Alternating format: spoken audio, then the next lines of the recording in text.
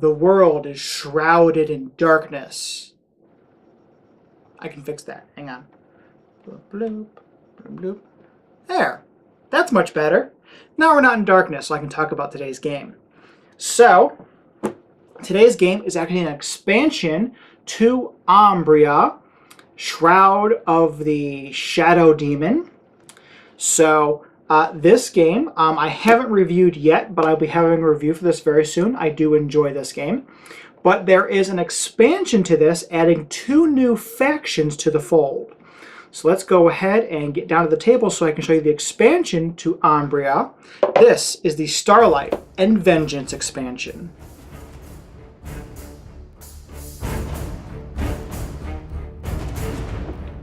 So in the base game of Ambyria, there are the 4 factions. The red faction, yellow, green, and blue faction. Now each of these has some special cards that are in each one, and the decks are generally the same for everything else depending on the distribution. So let me show you what the new factions are and a brief overview of actually how to play the game. So the new factions are this white deck, which is the Starlight deck. And then we have a black deck here, which is actually the Vengeance deck. And this is actually the deck of Ingadol, who was actually the enemy that is mentioned in the very first game. So you can actually play as the super bad guy. So it's actually very cool. So, if you look, they have some pretty good artwork on these cards. Just going to show you some of them here. And if you notice that there's quite a few different things on each of the cards. So let me just go ahead and explain here. I'll go ahead and start here with this Poltergeist just to show you some of the stuff on the card here. So, with of course the Poltergeist, you're going to get the nice artwork and the name of the character. Up here is going to be a mode symbol. So when this goes into your mode pile, which I'll explain in just a little bit, this tells you what mode you are currently in. So for example, with this shield, that means you'll be in protection mode, which that means other people cannot steal your cards from you. Next up is an Emberstone value. So if you're able to collect this card in your collection area, that's how many Emberstones it is worth. At the end of the game, whoever has the most Emberstones is the winner of the game. So you want to try to get these high value cards into your collection area. Then down here is a little text of what the card does if you have this card in your Emberscape. So if you're able to have the card in your Emberscape, you're going to choose an opponent to shuffle his or her mode pile, collect the new mode card. So that way, if you see that somebody has some high value cards in their mode pile, you can play as Poltergeist to try to hopefully get one of those high cards and collect that for your own. So let me go ahead and set up the game and show you how the game is played. So I've gone ahead and set up the game and kind of advanced that as if we've played a few rounds already, just so you can see how everything's laid out and a little bit about how the game is played. First of all, you're going to have your deck over here along with your discard pile. So once you have cards to discard, they're going to go right over there. Over here is your collection pile. So these are cards that I've already collected. I'm going to score points for at the end of the game. Up here at the top is my mode pile. So right now you're going to look at the top of the card, and that's all that matters. When you play a card to your mode pile, you never activate the text or do anything like that. So that just tells you what mode you are currently in.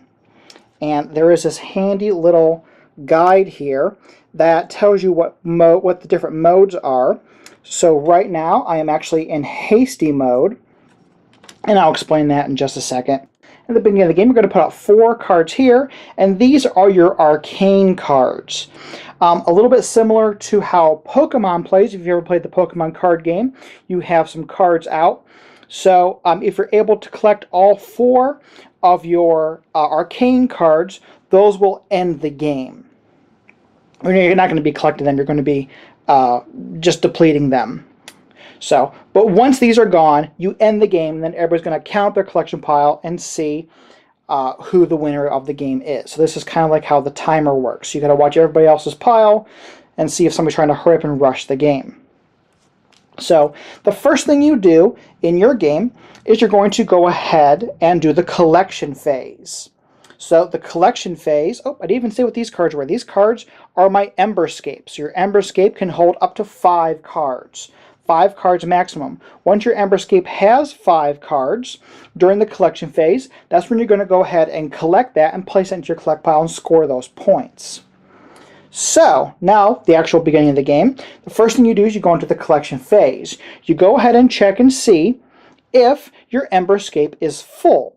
So, it would be full with 5 cards. I do not have 5 cards right now, but the current mode that we're in does affect that. That's what the modes are for. They change something about how you are currently playing the game. So right now, if you can see on the mode card, I actually have this boot symbol, which again means that I am in hasty mode. So hasty mode, if you look at the instructional card here, hasty mode says that during the collection phase, if there are at least 3 cards in the Emberscape, you can go ahead and collect them. Well, I have 3 cards right there, so I'm going to go ahead and collect those 3 cards, and they're going to go right into my collection pile. Now my Emberscape is empty. Next thing you're going to do is you can go into the mode phase. Now with the mode phase is you're going to look at your hand of cards. You start off with 5 cards at the beginning of the game. If you want to, you can change the mode that we're currently in. So, to show you what some of the other modes are, so in protection mode, what it will say, so if you have the shield symbol up there, that'll protect the cards in your Emberscape and from your hand from being stolen, because there are cards that can steal cards from you and that. But if you're in protection mode, you can't have cards stolen from you. Next up is attack mode.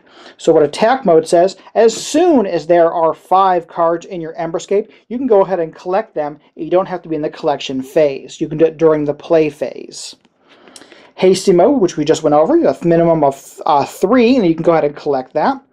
And then there is greedy mode. So in greedy mode, during the draw phase, you get to draw 2 cards instead of 1. So let's see here. Do you know what? I have some cards here. I'm not sure if I want to play just any of them. Let's just see what my options are. So right now we're in the mode phase. I'm going to go ahead and I'm going to switch to the greedy mode. So I'm going to go ahead and use this the Witch card.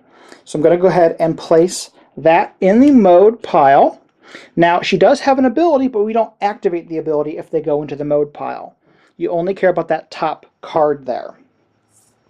So next up is the draw phase, where normally you draw 1 card, but since I am in greedy mode, I get to draw 2 cards. So now I get to decide what I want to do.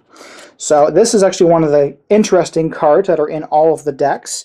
You have the Wraith, but in the other decks it is actually called Ingudul's Wraith. So if you look there, this is the yellow cards player. It says Ingudul's Wrath. Or Wraith. Is it Wraith? R-E-I-T-H. Yes, it is Wraith. I was calling it Wrath the other day when I was playing it. But Ingudul's Wraith. Since I'm actually playing Ingudul's deck, it's just the Wraith.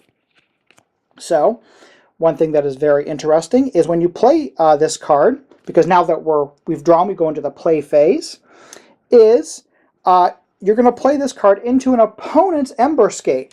If you look, it's worth -20 points. And that's something that they don't want to have in their Emberscape, because they end up collecting their Emberscape. That's -20 that's going to go towards them. Something else here. So we have the Poltergeist. Choose an opponent to shuffle their mode pile. Collect the mode pile. That'd be pretty interesting to do. Swap mode cards with an opponent. So if somebody else has a mode that you kind of want, or if you happen to have 5 out there and you're like, you know what, I'm going to swap cards with you because you're already in attack mode, then I can go ahead and swap those out. Let's see here. Thief in the Night. Steal a random card from your opponent's hand, which is very cool. And some of the cards that have multiples will have a different mode on them. So it'd be the same ability, but a slightly different mode. See here, the Martyr. And actually, this is one of my favorite artworks in the game. I think it just looks fantastic. So, what the Martyr says is play as a mode card on any mode pile at any time. Playing this card does not count as your allotted card during the play phase. So, this is actually really cool. This is, I believe, the only instant that's in the game, if you want to think in the terms of Magic the Gathering. So, you can play this card at any time, so you can switch somebody's mode to something else, which is kind of interesting. There's multiples of these as well. And then we just have our Elf Laborer and draw 2 cards. And everybody's deck has 4 of these, each one with a different mode. They're not worth a lot of points. You might want to use it for the mode, but also it's nice to be able to draw some extra cards. So you look at what you want to play, and you know, I'm going to go ahead and I'm going to play this Poltergeist. So I play the Poltergeist, and choose an opponent to shuffle their mode pile, collect the new mode cards. I play that to my Emberscape, is the first card in my Emberscape. I'll pick one of my opponents, they'll shuffle, I'll be able to collect that card. Then we go on to the end phase, and what the end phase says is that there's a hand limit of 9. So if you happen to have more than 9, discard down to 9. If you have no cards in your hand, you get to draw 2 cards at this time, so that way you're never without cards. So, once an Emberscape has been collected, which I should have done earlier, that was my fault, but once an Emberscape is collected, you're going to choose one of your arcane cards, and you're going to flip it over, and you're going to go ahead and play it as if you played it from your hand. So, with this one, we have the Seductress, so capture a card from an opponent's Emberscape. So that should have gone out before the Poltergeist. So I would take a card from an opponent's Emberscape, and then, if you look on this instructions right here, it'll say capture, and that means the card is placed into your Emberscape. So let's just pick a random card here. So with the Seductress, I get to capture that card there. So that card goes into my Emberscape, and boom, that is worth 12 points that I stole from somebody else. But again, you'll go until all of the arcane cards are gone from one player. Once that is done, everybody will take all of their collected cards, and they will count up the number of points, the number of Emberstones that each one is worth, and whoever has the most points is the winner of the game. This program is part of the Pathological Nerdcasters Network. Find more at pncn.online, where all the geeks come to play. That is briefly how you play the whole game. The game hasn't changed with this expansion, but it does give you a little bit more variety in who you want to be. It's kind of fun, actually, to play as Ingadol, the big bad. So if you kind of want to be the evil person in the game, you can. Otherwise, you know, everybody is on equal-ish footing. There are some unique cards. It's usually the higher value cards, the higher Emberstone cards, that are unique for each player. So I have the white deck here.